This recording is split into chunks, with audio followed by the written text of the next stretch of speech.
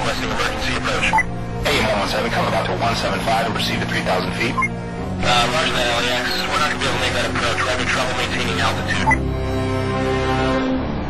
Shaping up to be a rough commute out there today. Watch for an accident on the 101 near Sherman Way. And we're just getting word that the 405 southbound has been shut down completely. Looks like some sort of police activity's got it cleared for a 2-mile stretch from the 118 all the way up to Victory. As soon as we get more information, we'll let you know. But in the meantime, we'll get you through with another 40 minutes of your favorite hits on KPTV.